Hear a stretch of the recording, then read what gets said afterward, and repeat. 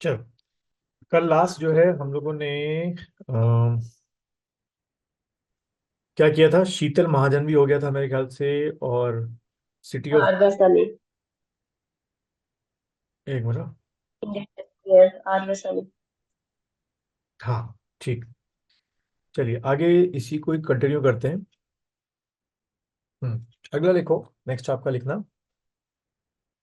देखिए, बांग्लादेश। ठीक, बांग्लादेश होस्टेड, या sorry, will going to host.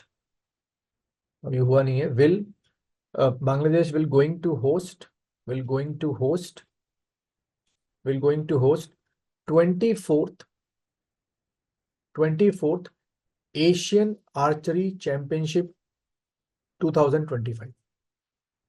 24th Asian Asian archery championship 2025। ठीक है, 2025। तो क्वेश्चन कैसे आएगा कि 24th जो आपका एशियन आर्चरी चैंपियनशिप है, ठीक है, वो कहाँ पर आपका हो रहा है। तो आपने टिक करके आना है भाई, वो आपका बांग्लादेश में हो रहा है। ठीक है, ये पहला क्वेश्चन हमारा हो गया कि Bangladesh going to host 24th Asian archery championship 2025। ठीक है, ये थोड़ा सा एग्जाम में आपके आ सकता है। चलिए आगे बढ़ते हैं।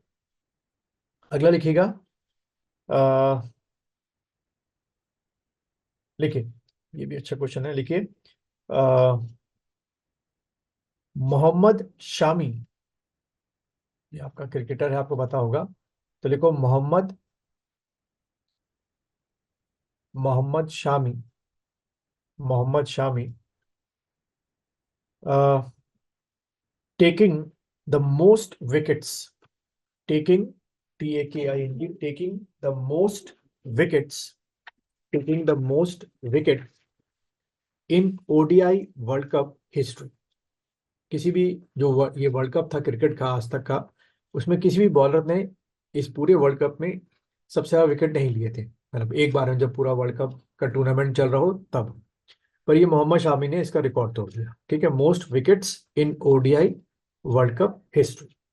ठीक है, जैसे कि पता ही आपको, ODI वर्ल्ड कप जो है हमारा भारत में हुआ था। वो बात है कि फाइनल मैच हार गए हम लोग, बट मोहम्मद शामी अपना ये रिकॉर्ड बना गए थे।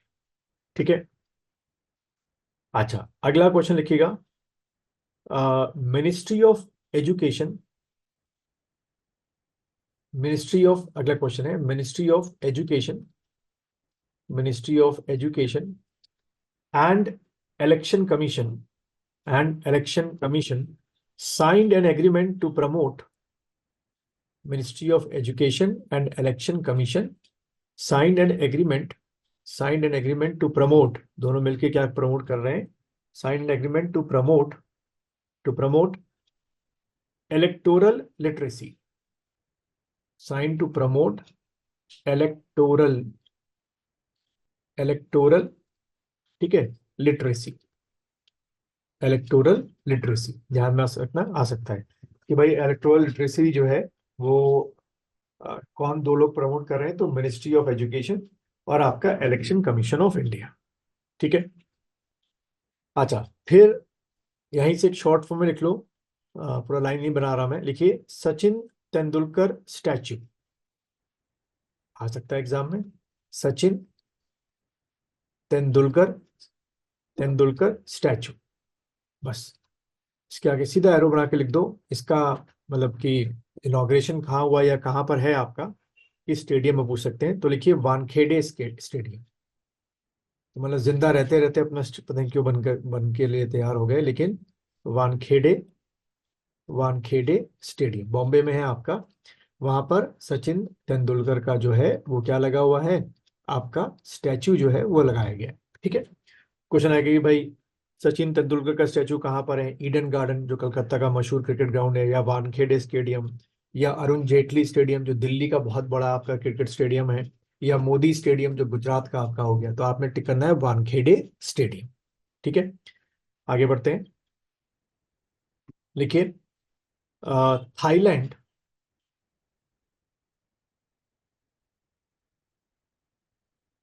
Thailand give facility to Indians, Thailand give facility to Indians, give facility to Indians to travel without visa. ठीक, खाली आप टिकट कटाइए और सीधे थाईलैंड में एंट्री कर सकते हैं। Travel without, travel without visa, वरना जैसे यूरोपियन कंट्रीज हैं हमारे, क्या उसके लिए आपको वीजा लेना पड़ता है। एक तरीके का टेम्परेरी वो होता है, आपका पास होता है कि भाई आप कितने दिन के लिए रहेंगे, किस लिए आ रहे हैं, है ना, वो चीज, टेम्परेरी वीजा। नेक्स्ट लिखो आपका, ये वाला तो नहीं आएगा, हाँ ये लिख लो।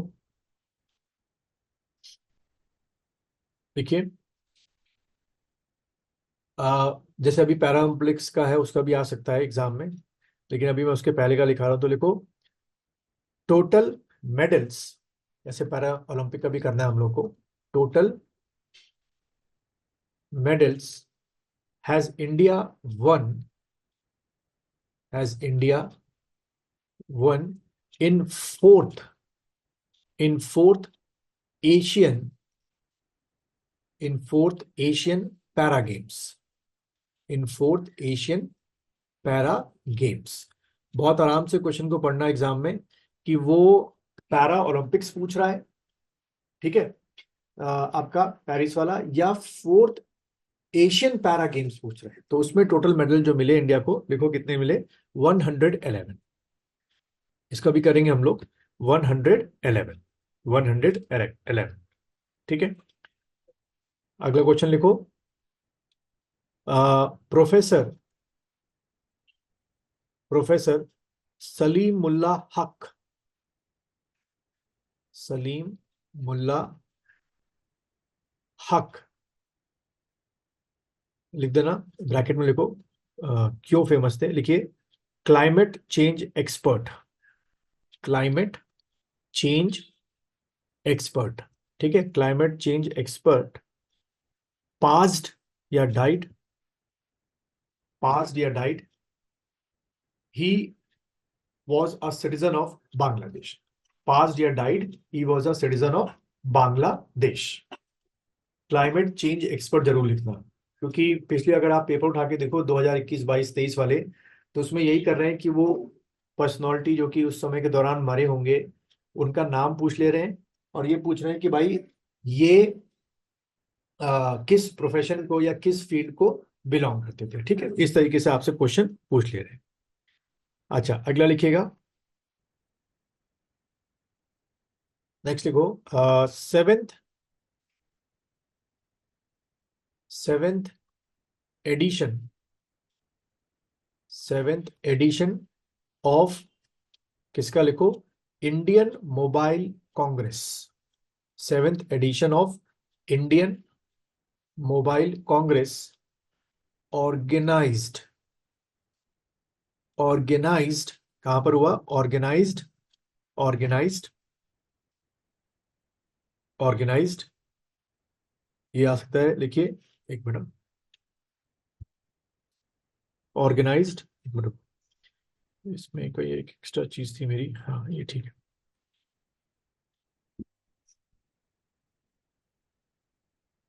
इन न्यू दिल्ली, ये आपका कहां पर हुआ, इन न्यू दिल्ली, ठीक है, इन न्यू दिल्ली। अच्छा, देन लिखो, ये भी न्यूज में लिखिएगा, कैबिनेट हैज अप्रूव्ड, कैबिनेट जो हमारी पीएम प्लस कैबिनेट होती है, has approved, has approved Jamrani, JAMRANI,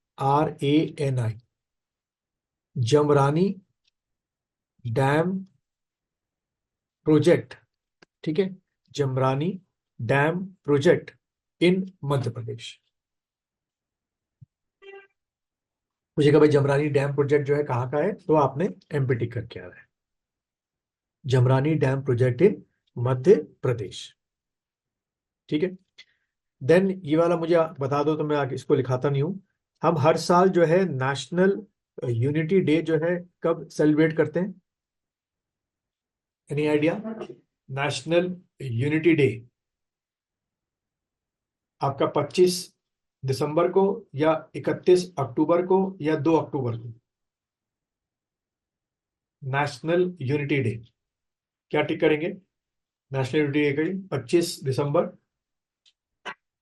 31 अक्टूबर तो नहीं है? हाँ, 31 अक्टूबर को जो है हम लोग नेशनल यूनिटी डे जो है वो सेलिब्रेट करते हैं। ठीक है, इसको लिख लो अगर लिखना है तो, एग्जाम में आपके आ सकते हैं। ठीक है, चलिए अब थोड़ा सा हम लोग साइंस का सेक्शन ले लेते हैं।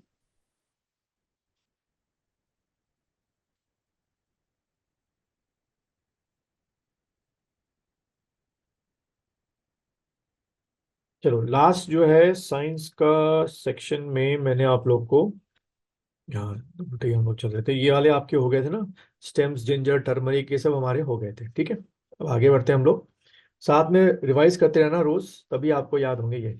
ठीक है, चलिए अगला लिखो, या देखो क्या, सुन लो, याद रहेगा आप लोग को बार बार, कि जो हमारी क्या है, स्किन है, in the presence of the sunlight क्या बनाती है? विटामिन डी बनाती है, ये पता ही होगा।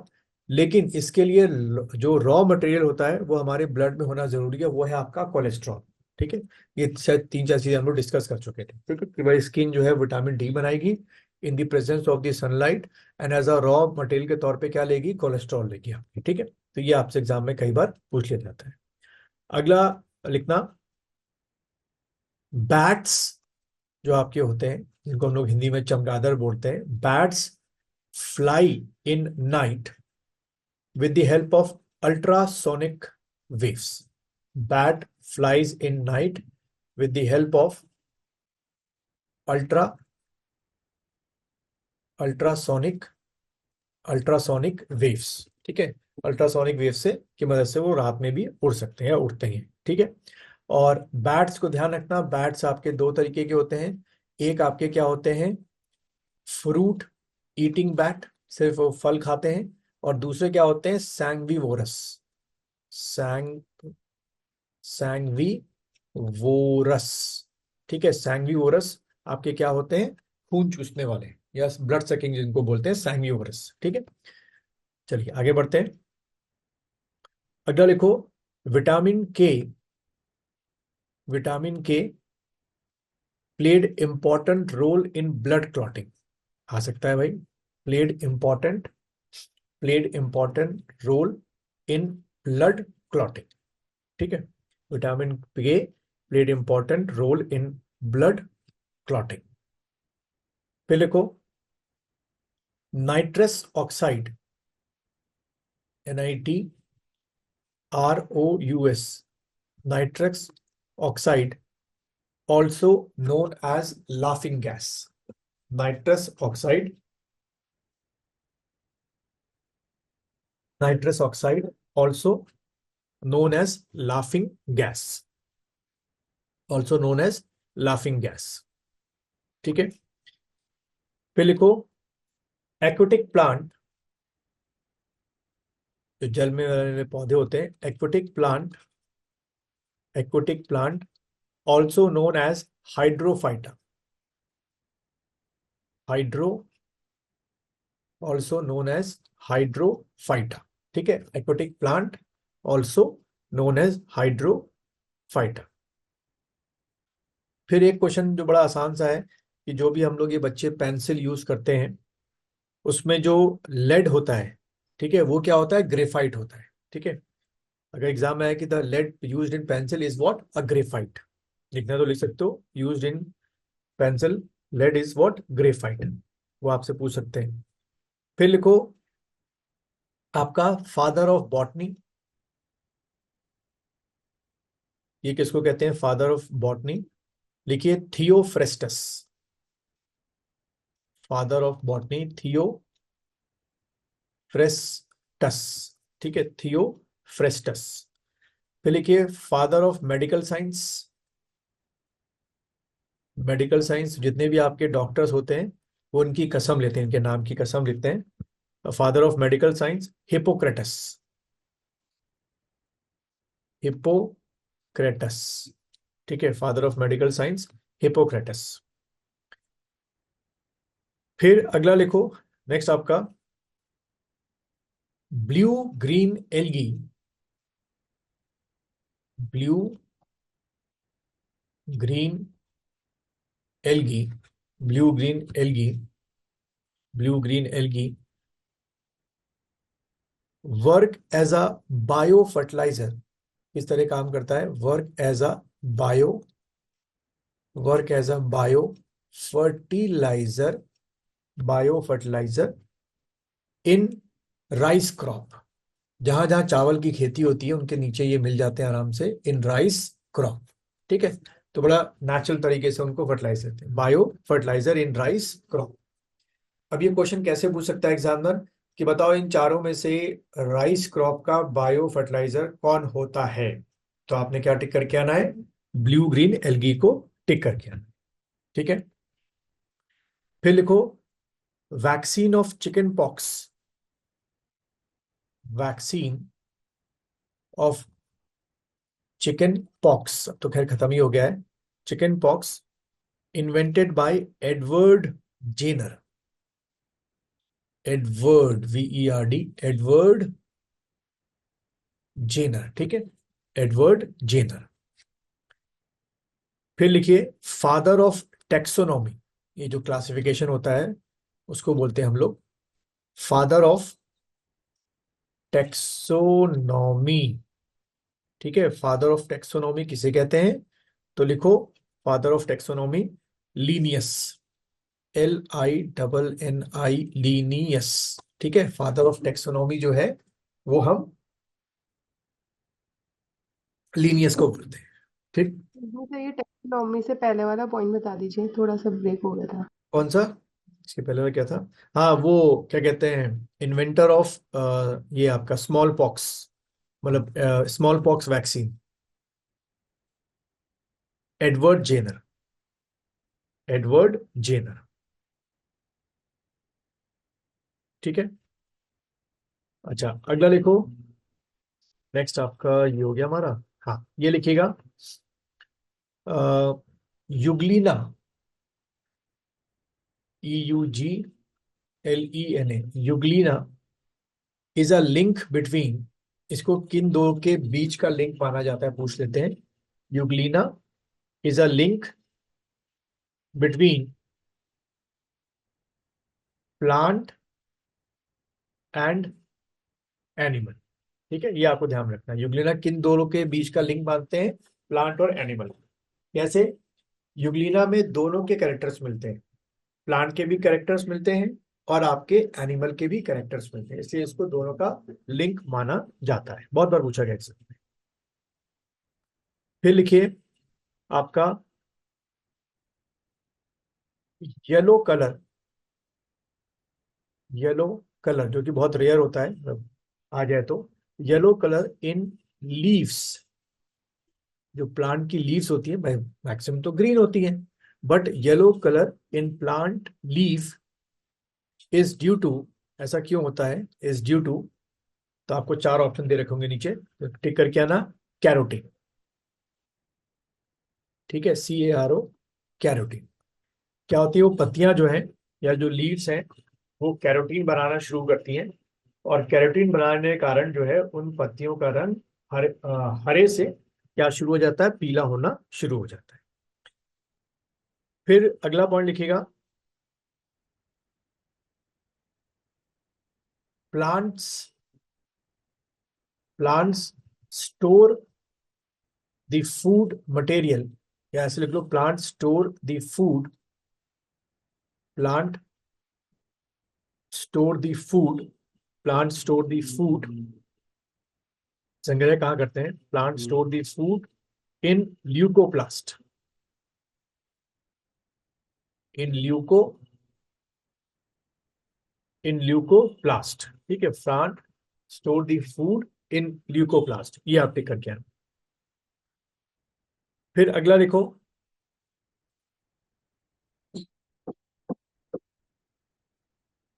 माइटोसिस डिस्कवर्ड बाय, आप लोगों को पता होगा दो चीजें होती हैं सेल में, एक होती है माइटोसिस और दूसरा आपका क्या होता है? मियोसिस। ये ध्यान में रखना, meiosis.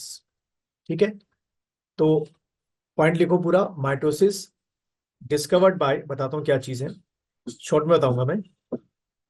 वॉल्थेयर Flemming. Mitosis discovered by Walther. Walther आपका फ्लेमिंग। वॉल्थेयर फ्लेमिंग, ठीक है, इसने माइटोसिस की खोज की। और लिखो meiosis discovered by Weizmann. Weizmann, ठीक है, विजमैन। वॉल्थेयर फ्लेमिंग और विजमैन। अब देखो माइटोसिस में क्या होता है, माइटोसिस में अपने ही जैसा एक और सेल बन जाता है, उसको हम लोग क्या बोलते हैं, माइटोसिस बोलते हैं, ठीक है। म्यूसिस में क्या होता है कि एक सेल के आपके मान के चलो 4 आपके सेल बन जाते हैं, लेकिन वो क्या होते हैं, आपके हैप्लॉइड होते हैं। ये सारे क्या होंगे, हैप्लॉइड, यानी कि आधे नंबर में, LOID, हैप्लॉइड। और ये क्या होते हैं, दोनों सेल आपके डिप्लॉइड। डिप, LOID, डिप्लॉइड, ठीक है, ये डिप्लॉइड होते हैं। जैसे कि हमारे एक सेल में कितने 46 क्रोमोसोम्स आपके होते हैं, ठीक है। इसमें ही 46 होंगे एक सेल में, इसमें ही 46 होंगे। यहाँ पे क्या होते हैं कि ये तो 46 होते हैं, लेकिन जब इनका म्यूसिस होता है तो ये जो एक एक बन रहा है, इसको आपको मान चलना है, इसमें क्या होंगे आपके 23 आपके होंगे, ठीक है। 23 आपके कितने होते हैं, बस क्रोमोसोम्स होते हैं, इतना आपको याद रखना है। एक और चीज जो याद रखनी है क्या है, हमारे शरीर में माइटोसिस लगातार होता रहता है। क्यों हमारे शरीर में माइटोसिस लगातार क्यों होता होता है, आपके बॉडी ग्रोथ के लिए, ठीक है, या आपके बॉडी रिपेयर के लिए, ठीक है। तो हमारी जो पूरी बॉडी की रिपेयरिंग होती है रात को सोते समय, या जो बच्चों में ग्रोथ होती है, वो माइटोसिस के थ्रू होती है, ध्यान रखना। और जो मियोसिस होता है, ये आपका किसके लिए होता है, रिप्रोडक्शन के लिए, ठीक है, रिप्रोडक्शन। यानी कि आपका जो मेल होता है उसमें इस प्रोसेस के थ्रू क्या बनता है, स्पर्म बनता है। और जो आपका फीमेल हो गया, उसमें इसके थ्रू क्या बनता है, आपका एग बनता है, ठीक है।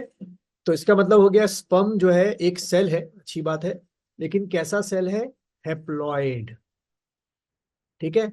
और एग भी जो है एक सेल है, लेकिन कैसा सेल है, हैप्लॉइड। उसके आगे लिख दो, आप कभी गलती एग्जाम में नहीं करके आओगे, ठीक है, इसको लिख दो, हैप्लॉइड दोनों के दोनों होते हैं।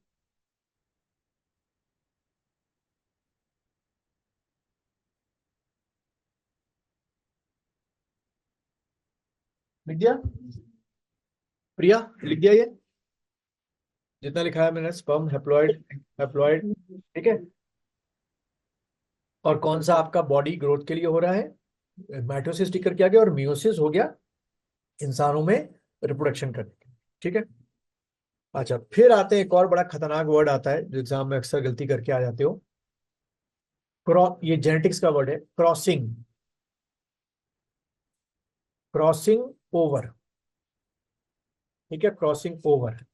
पहले इसके आगे एरो बना के लिखो, क्रॉसिंग ओवर लिखिएगा, इसके आगे एरो बना के लिखिए। देखिए, बिटवीन, ये किसके बीच में होता है बता रहा हूं सब, बिटवीन नॉन सिस्टर क्रोमेटिड। आपको ऑप्शन में ये वर्ड मिलेगा, बस टिक करके आना, non sister chromatids, non sister chromatid, ठीक है। देखो क्या होता है कि हमारे जीन्स में या हमारे सेल में एक हमको हमारे फादर, नॉन नॉन सिस्टर, अच्छा मैंने लिखा नहीं, सॉरी। सिस्टर ना, हाँ सिस्टर ना सर। हाँ सिस्टर, वो भूल गया मैं, नॉन सिस्टर क्रोमैटिड। हो गया प्रिया, ठीक, हम्म। प्रेरणा हो गया, ठीक है। नॉन सिस्टर क्रोमैटिड आपका होता है, ठीक।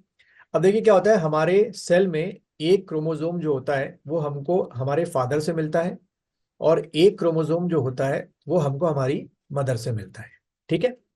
जब हमारे उसमें बॉडी में क्या बनते हैं, स्पर्म बनते हैं, या आपके क्या एग बनते हैं, तो ये जो क्या कहते हैं, फादर और मदर से हमको जो मिला है, उसमें क्या होता है, ये वाला अगर मैं बोलूँ ऐसे करके, थोड़ा सा दिमाग में बना दूं आपके कि आप लोग को ध्यान रहे, ये वाला पार्ट अलग हो जाता है और ये पार्ट अलग हो जाता है।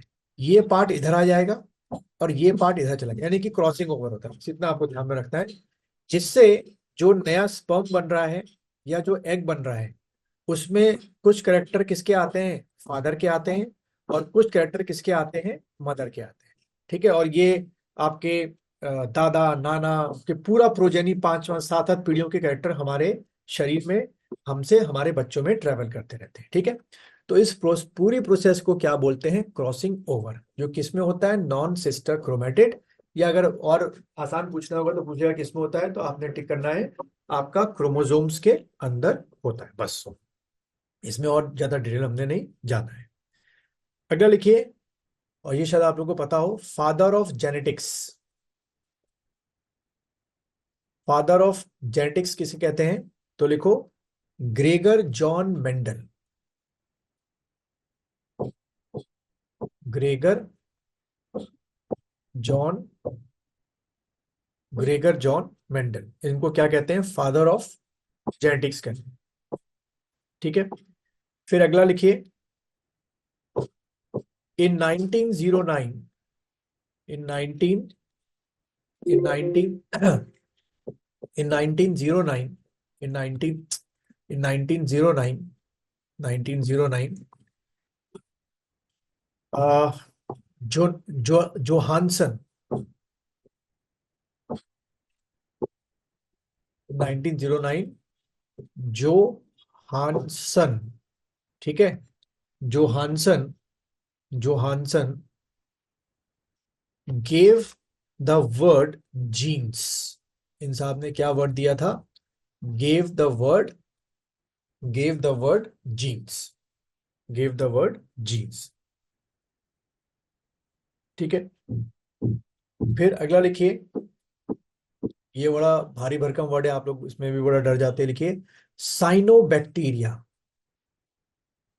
साइनोबैक्टीरिया, ठीक है, साइनोबैक्टीरिया देखो क्या होता है।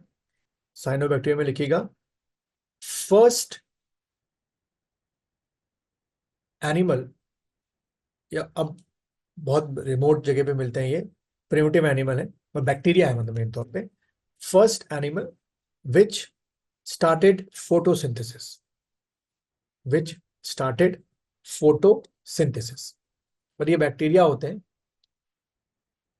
फोटोसिंथेसिस। ठीक है, तो एग्जाम में है कि बताओ इन चारों में से कौन सा जीव है या एनिमल है जो प्रकाश संश्लेषण यानी कि फोटोसिंथेसिस की प्रक्रिया करता है, तो आपने ये साइनोबैक्टीरिया चारों में से टिक करके आना है। फिर अगला लिखो, थैलोफाइटा। तो ये फोटोसिंथेसिस की प्रोसेस में क्या करता होगा फिर ये वाला एनिमल? ये एनिमल मतलब बैक्टीरिया है, तो अपना खाना खुद बना लेता है, ये है वो बैक्टीरिया, लेकिन हम उसके आगे वर्ड एनिमल लिखा हुआ बुक्स में मिलता है। ठीक है, अच्छा, थैलोफाइटा, अब ये भी बड़ा भारी भरकम वर्ड है भाई, ये क्या होता है थैलोफाइटा। तो थैलोफाइटा क्या है, आपका एक ग्रुप है, ठीक है, बॉटनी के अंदर। तो क्वेश्चन क्या आता है कि ये सबसे बड़ा ग्रुप है, तो लिख दो थैलोफाइटा लार्जेस्ट, यानी कि इसमें सबसे ज्यादा प्लांट मिलते हैं, लार्जेस्ट अलग अलग किस्म के, लार्जेस्ट ग्रुप इन बॉटनी। जैसे कि एनिमल में सबसे बड़ा ग्रुप कौन सा है, शायद मैंने पहले बताया था आप लोग को, आर्थ्रोपोडा। ठीक है, इसके आगे भी वही लिख सकते हो, लार्जेस्ट ग्रुप इन जूलॉजी।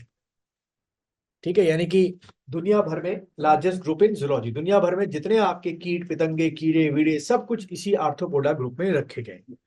तो हमको पता है कि भाई इंसानों से 10 गुनी ज्यादा पॉपुलेशन तो कीड़े मकोड़ों की है, इसलिए आर्थ्रोपोडा जूलॉजी का सबसे बड़ा ग्रुप हो गया, और थैलोफाइटा जो है वो बॉटनी के अंदर सबसे बड़ा ग्रुप हो गया, ये आपको ध्यान रखना है। अच्छा, फिर उसके बाद आपका, हाँ ये लिखिए ब्रायोफाइटा। ब्रायोफाइटा। ठीक है, ये भी बॉटनी का एक ग्रुप है, लेकिन इसकी खास बात क्या लिखी है ब्रायोफाइटा की? They help to stop soil erosion. They help to stop soil erosion, जो आज हमारी सबसे बड़ी समस्या बनती जा रही है। Help to stop soil erosion. ठीक है, help to stop soil erosion, soil erosion. फिर अगला लिखो, कहाँ गया हमारा? हाँ, लिखिए, इसको मेरे ख्याल से इंग्लिश में बाल्डनेस या क्या बोलते हैं, ब्लेडनेस या बाल्डनेस बोलते हैं, गंजापन को। ठीक है, गंजापन को बाल्डनेस ही तो बोलते हैं, बोल्डनेस कुछ ऐसे ही करके इंग्लिश में वर्ड है, देख लेना क्या है। कि ये जो गंजापन होता है ना, कि आपके बालों का झड़ना, ठीक है, वो किस फंगस के कारण होता है? कि बालों में वो फंगस लग जाता है तो गंजापन हो जाता है। तो लिखिएगा टीनिया कीपिटस।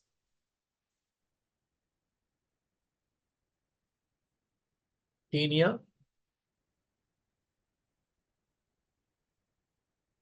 टीनिया कीपिटस।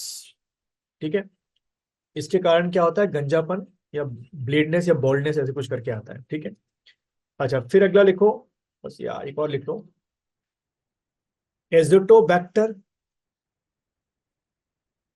एजेटोबैक्टर, पहला नाम लिखो, फिर दूसरा लिखो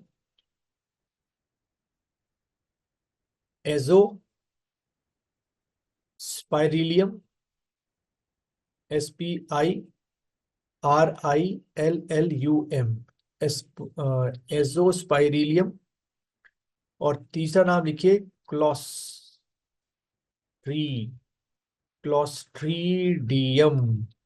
ठीक है, क्लॉस्ट्रीडियम, तीन आपके हो गए। तो एजेटोबैक्टर हो गया, एजोस्पाइरिलियम हो गया, और क्लॉस्ट्रीडियम हो गया। ठीक है, तीन आपने लिखे होंगे। ये पहली बात तो क्या होते हैं आपके, ये तीनों के तीनों आपके बैक्टीरिया है। ठीक है, ये तीनों क्या हो गए? बैक्टीरिया हो गए, एक तो ये ध्यान में रखना है।